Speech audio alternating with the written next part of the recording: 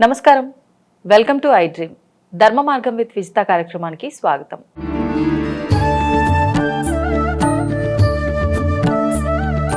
నమస్కారం గురుగారు. శ్రీమాత్రే నమః. ఓకే, అన్ని పరిశీలన చేసి చాలా రాస్తాడు కాబట్టి ఆయన చిత్రగుప్తుడు అయ్యాడు. ఆ చిత్రగుప్తుడి యొక్క చిట్టా బట్టి మన కర్మకి ఈ దోషాలన్నీ సంప్రాప్తమవుతూ ఉంటాయి. ఈ దోషాన్ని పోగొట్టుకోవాలంటే పుణ్యం పెంచుకోవటమే పూజా ఫలితము. పుణ్యం పెరిగినప్పుడు, పుణ్యరాశి నీకు పెరిగినప్పుడు ఒక తక్కెట్లో పాపం పైకి వెళ్ళిపోతుంది, పుణ్యం బరువు పెరుగుతుంది. ఈ బరువు పెరిగినప్పుడు భగవంతుడు నువ్వు పుణ్యాన్ని పెంచుకున్నావు కాబట్టి నీకు అదే సమయంలో ఎవరో ఒకడు పరిచయం అయ్యి నీకు ఒక ఇంటర్వ్యూ ఇప్పించడం, ఉద్యోగంలోకి మళ్ళీ ఎంట్రీ అవ్వటం జరుగుతుంది. ఓకే, సో ఇది దోషం పోవటంలో ఉన్న అంతరార్థం. కాబట్టి నిరంతరం మనం పూజ చేస్తూనే ఉండాలి. రోజు ఒక 10 నిమిషాలు చేయండి. గంటలు గంటలు చేయమని మేమేం అడగట్లేదు. అంతే, ఒక 10 నిమిషాలు. నాయన నా చేత తప్పు చేయించద్దు, నా వల్ల ఎవరు ఇంకొకరికి మోసపోవద్దు, నా మంచిగా నా ఉద్యోగం నాకుండి నా కుటుంబాన్ని నేను కాపాడుకుంటే చాలు అని ఏదో ఒక రాముడిదో, కృష్ణుడిదో, దుర్గాదేవిదో, లలితాదేవిదో, విష్ణువుదో, నరసింహస్వామి, హనుమంతుడిదో నీకు ఇష్టమైనది ఒక అష్టోత్తరం చదువుకో, ఓ దీపారాధన చెయ్యి. సంకల్పం రాదు, వదిలేసే సంకల్పం నువ్వు చెప్పుకోలేవు. కూర్చుని దేవుడి ముందర అష్టోత్తరం చదువు. ఆయనకి తెలియదా నీ బాధ అంతా? అన్నీ చదువు. ఎక్కడదా గుళ్ళో అన్నదానం జరుగుతోంది, ఓ 10 రూపాయలు కట్టి వెళ్ళి. లేదు నీకే చెయ్యాలనిపించింది, మీ ఆవిడని వంట చేయించి బయట పేదవాళ్ళకు అన్నప్రసాదం పెట్టు. అవును, పుణ్యం వస్తుంది, దోషం తొలగిపోతుంది, నీకు మనశ్శాంతి ఉంటుంది, ససంతానం కలుగుతుంది. రోజు పూజ చేయటం మూలకంగా మాయ దూరంగా నిలబడుతుంది, పాపం మన దగ్గరికి అంటుకోకుండా ఉంటుంది. ఉన్నన్ని రోజులు ఆనందమైన జీవితాన్ని పొందుతాం. ఇది ఎందుకు మనం చేయటం లేదు? ఆలోచన చేయండి. ఒక్క 10 నిమిషాలు భగవంతుడికి మనం సమయం రోజు కనుక కేటాయిస్తే, అయితే మేము కేటాయిస్తున్నామండి అయినా ఫలితం రావట్లేదండి. మీరు ఇందాకేమని అడిగారు? నిత్యం పూజ చేస్తే జాతకంలో దోషాలు పోతాయా? ఒకటి. భక్తి ఉంటే దోషం పోతుందా అనే భావంతో అడిగారు మీరు. అవును గురుగారు. ఈ భక్తి విశ్వాసంతో కూడుకున్నదై ఉండాలి. పరిపూర్ణమైన విశ్వాసంతో. భక్త ప్రహ్లాదుడికి విషయాన్ని, కాలకూట విషయాన్ని అందించినప్పుడు నారాయణుడు నాకు ఇస్తున్నాడు, దీని లోపల నారాయణుడు ఇచ్చిన ప్రసాదం మాత్రమే ఉన్నది, ఇది నాకు సంబంధం కాదు, నారాయణుడిది అనుకున్నాడు. ఫలితం ఎవరి దగ్గరికి వెళ్ళింది? నారాయణుడి దగ్గరికి వెళ్ళింది. సో కాపాడవలసింది ఎవరు ఇప్పుడు? ఆయనే. నాకు సంబంధం లేదు. అంతే. కాబట్టి నన్ను గెలిపించుకోవటం నీ బాధ్యత విష్ణువు. ఆయనే పరీక్షలు పరిస్థితుల్లో పెడుతున్నా. నేను నిన్ను నమ్మాను, నన్ను ఓడిగించుకుంటావో గెలిపించుకుంటావో నీది అని ఆయన మీద వేసి చూడండి ఒక్కసారి. మనం రోజు గెలుస్తూనే ఉంటాం ప్రహ్లాదుడిలాగా. రోజు మనది విజయమే, విజయబావుటానే మనది. కాబట్టి అలాంటి భక్తిగా మనలో ఉన్నప్పుడు తప్పకుండా మనకి ఫలితం లభిస్తుంది. కాకపోతే మనలో ఏంటంటే కొంచెం ఈ మనసు చంచలమైంది కాబట్టి ఇస్తాడంటావా, మళ్ళీ ఇచ్చేటప్పుడు కూడా అమ్మా పర్సులో 10 రూపాయలకి 5 అబ్బవద్దు, 20 రూపాయలు, అమ్మో ఇంకెక్కువే, ఈ రూపాయి తీసి మనం దానం ఒక్కసారి ఇస్తావు 10 రూపాయలు. రోజు నువ్వు వెళ్ళలేవుగా గుడికి, ఓ 10 రూపాయలు ప్రశాంతంగా ఇవ్వరాదు? అమ్మో 10 రూపాయల ఎందుకు? ఇచ్చేది ఏదో ప్రశాంతంగా ఇవ్వు, ఆనందంగా ఇవ్వు. ఒక్కసారి వాడు వెంటనే అనుకుంటాడు, ఆహా తల్లి నీ దయవల్ల ఇవాళ భోజనం చేశానమ్మా అని చెప్పుకుంటాడు. సంతోషం. భగవంతుడి ఆరాధనలో ఉండటం మూలకంగా అనేక దోషాలు మనకు దూరం అవుతాయి. భగవత్ పూజ మీరు ఇందాక అన్నారు, భక్తి ఉంటే జాతకంలో ఉన్న దోషాలు తొలగిపోతాయా? తప్పకుండా తొలగిపోతాయి, ఎటువంటి సందేహం లేదు. ఎటువంటి దోషమైనా, ఎటువంటి దోషము అంటే ఒకటి బాగా గుర్తుపెట్టుకోండి, మీరు భగవంతుడిని ఆరాధన చేస్తున్నారు, మీకు పలానా దోషం మీ జాతకంలో ఉన్నది, ఆ సమయానికి ఒక గురువును చూపిస్తాడు ఆ దోషం పోగొట్టడానికి. అంటే మార్గం. ఇప్పుడు ఆ దోషం పోతుంది. మీ భక్తి అనేటువంటిది లేదనుకోండి, ఈ దోషం మీరు అనుభవించి తీరాలిగా. అవును. ఇప్పుడు రావణాసుడి మీద విజయానికి వెళ్లే ముందర, యుద్ధానికి వెళ్లే ముందర నేను గెలుస్తానా విజయం వరిస్తుందా అనేటువంటి సందిగ్ధంలో రాముడు ఉన్నాడు. కానీ రోజు సంధ్యావందనం మానలా, రోజు వారు గురువు గారు చెప్పిన మంత్రాలని జపం చేసుకున్నాడు. అప్పుడు అగస్త్యుల వారు వచ్చారు అక్కడికి. వచ్చి, నాయనా నువ్వేమి ఇబ్బంది పడాల్సిన అవసరం లేదు, నేను ఒక స్తోత్రం చెప్తాను, ఆ స్తోత్రాన్ని పారాయణం చెయ్యి ఇప్పుడు. తతో యుద్ధ పరిశ్రాంతం సమరే చింతయా స్థితం అని ఆదిత్య హృదయాన్ని చెప్పారు కదా. నీ యొక్క మూల పురుషుడు, నీ కులదేవత ఉన్నది కదా, నీ యొక్క వంశానికి సంబంధించిన ఆదిత్యుడిని నువ్వు ఆరాధన చెయ్యి ఇప్పుడు. ఆయనది కావాలి విజయం. నువ్వు ఆయన వంశంలో పుట్టిన వాడివి, ఆయన మళ్ళీ విజయాన్ని సాధించానని చెప్పుకోవాలి. నా ఇంటి పురుషుడిని నేను కాపాడుకున్నానని చెప్పుకోవాలి ఆయన కూడా. కాబట్టి ఆదిత్య హృదయాన్ని పారాయణం చేయనంగానే వెంటనే అందులో వారి కులానికి సంబంధించిన మూల పురుషుడు యొక్క ధ్యానం కదమ్మా. చెప్పంగానే వెంటనే వారు స్మరించారో లేదో వెంటనే విజయం ప్రాప్తమైంది రాములు వారికి.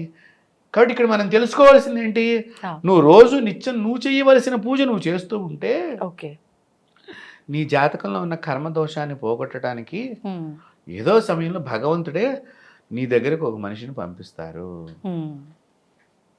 ఒకటి, పుణ్యం ఉన్నా దానికి అడ్డుపడేటువంటి మార్గాన్ని తీసివేయటానికి కూడా గురువుని పంపిస్తాడు. పుణ్యాన్ని కూడా అనుభవం తీసుకొస్తాడు, పాపాన్ని అనుభవంలో తీసుకొస్తాడు. ఈ భక్తి అనేది ఉంటే కనుక ఈ రెండింటిలో పుణ్యాన్ని అనుభవించడానికి, పాపాన్ని దూరం చేయటానికి గురువుని తప్పకుండా నీ దగ్గరికి భగవంతుడు పంపిస్తాడు. కాబట్టి భక్తి అనేటువంటిది తప్పనిసరిగా ఉండాలి. అది నిర్మలమైన భక్తి, పూర్తిగా దేవుడు నావాడు అనేటువంటి భక్తి భావన. చూడండి, సీతారామచంద్రస్వామి వారి యొక్క దేవాలయాన్ని నిర్మాణం చేసి ప్రభుత్వానికి ఎటువంటి నష్టం చెయ్యకపోయినా మాకేదో ఇవ్వాల్సిన డబ్బులు ఇవ్వలేదు, నువ్వేదో నీ సొంత ప్రయోగం చేసావని చెప్పి రామదాసుని ఖైదు చేసినప్పుడు ఆ రామదాసుకు పడేటువంటి బాధలన్నీ చూసినప్పుడు ఆ భక్తితో వీరభక్తి, ఇప్పుడు రామదాసులో వీరభక్తి వచ్చింది.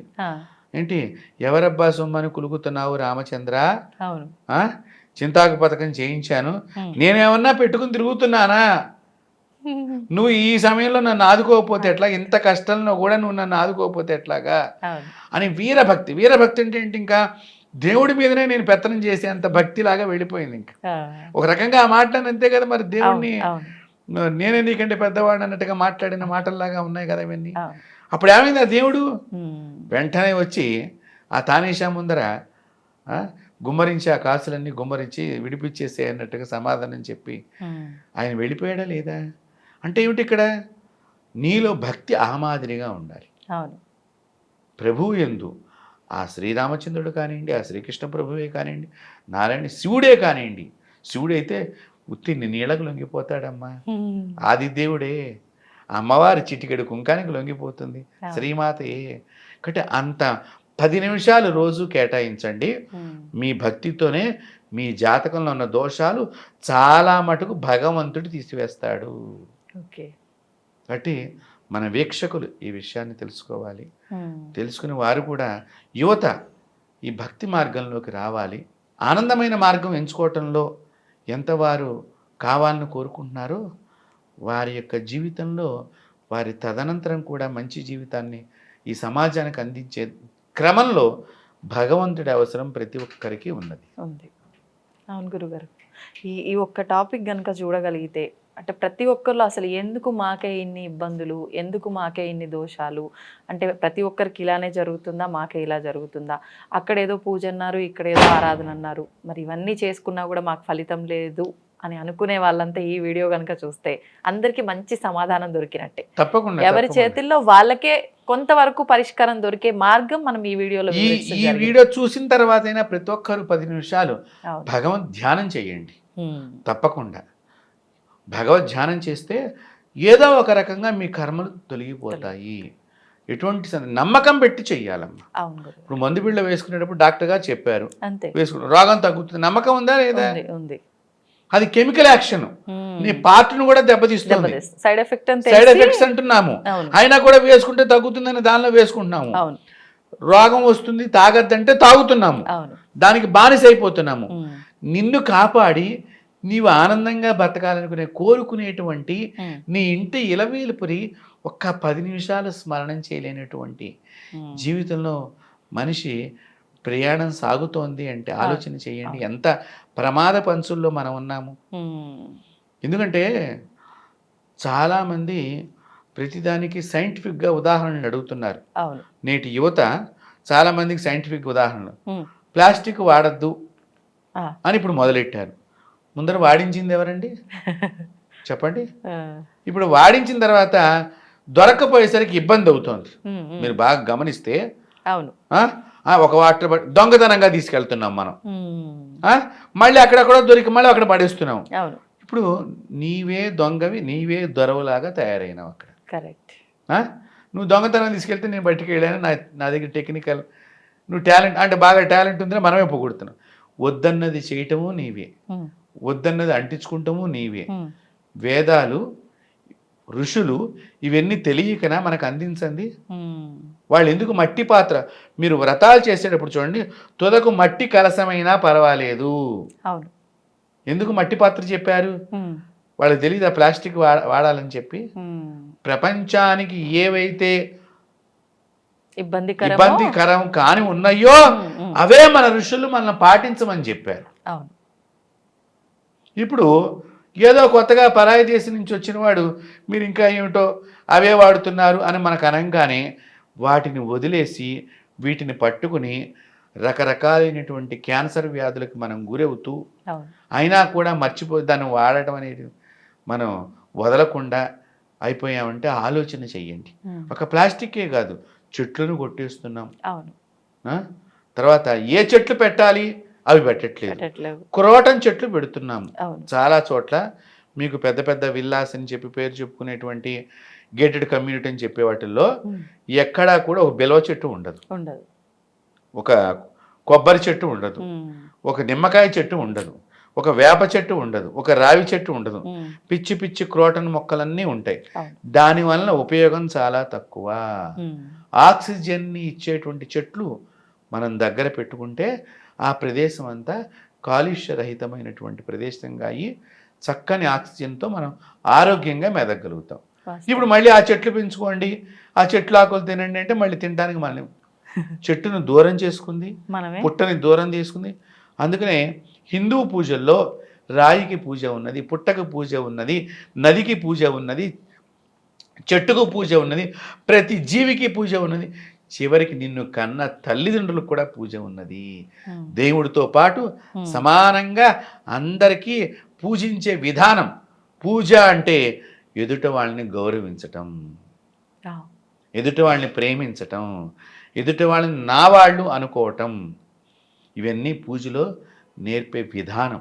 తద్వారా ప్రకృతి సమతుల్యం అప్పట్లో అన్నీ ఉండి 4 గింజలు తెచ్చుకున్నా గంజి తాగిన ఆ రోజుల్లో మన వాళ్ళు ఆనందంగా తృప్తికరమైన జీవితాన్ని పొందారు. నెలకి 2 లక్షలు వస్తున్నా మనసు ఆవేదనతో ఉంటుంది నేటి యువత యొక్క జీవన విధానం. కాబట్టి మీరు అడిగిన ప్రశ్న, భక్తి ఉంటే జాతకంలో దోషాలు పోతాయి అంటే తప్పకుండా పోతాయి. విధి విధానంగా మనం పాటించి తీరాలి. చాలా చక్కని ప్రశ్న అడిగినందుకు మీకు అనేక అమ్మవారి ఆశీస్సులు. ఎందుకంటే లోక కళ్యాణం గురించి మనం మీరు కొన్ని టాపిక్స్ నన్ను లోక కళ్యాణం గురించి కూడా అడుగుతున్నారు మధ్య మధ్యలో. ఏవో పరిహారాలు దోషాలు అవే కాకుండా సమాజంలో మార్పు రావాలని మీరు అడుగుతున్నందుకు ముందుగా నేను మీకు అనేక అమ్మవారి ఆశీస్సులు. ఈ వీడియో చూస్తున్న ప్రతి ఒక్కరికి కూడా ఆ జగదంబ విశ్వపాలిని ఆ లలితా భువనేశ్వరి ఆశీస్సులతో వాళ్ళందరికీ కూడా ఆరోగ్యం కలగాలని చెప్పి ఆయువు బాగుండాలని చెప్పి నేను కోరుకుంటూ స్వస్తి. ధన్యవాదాలు గురుగారు. నా తరపున మన ప్రేక్షకులందరి తరపున కూడా అంటే ప్రతిసారి మనం పరిహారాలు ఇవే చెప్పుకుంటూ పోతున్నాము, కానీ పరిహారాలు చేస్తే మాకు ఫలితం లేదు, అసలు ఎందుకండి మీరు చెప్పేది, ఉపయోగం ఏముంది అనే ఒక ప్రశ్న వాళ్ళలో తలెత్తకుండా ఉండాలంటే మనం అప్పుడప్పుడు ఇలాంటి విషయాలు కూడా వాళ్ళకి తెలియజేయాలన్న ఉద్దేశంతో నేను ఈ ప్రశ్న తీసుకోవడం జరిగింది. అదేవిధంగా మీరు కూడా చాలా చక్కటి సమాధానాలు అందరికీ అర్థమయ్యే విధంగా, అందరికీ ఉపయోగపడే విధంగా సమాధానం ఇచ్చారు. ధన్యవాదాలు. నమస్తే. తవ్వండి, తవ్వుతూనే శివలింగం సరే దాన్ని అట్లా కప్పేసేయండి, చూపించదండి. మూర్తి పూజ కాదు, సాక్షాత్ బ్రజేంద్ర నందన భగవాన్ ఉన్నారు మూర్తులు. ఏమీ ఆశించకుండా ఆరాధించే వాళ్ళు కూడా ఉన్నారా ప్రభుజీ? నిజమైన భక్తి అంటే మనకు తెలియదు కాబట్టి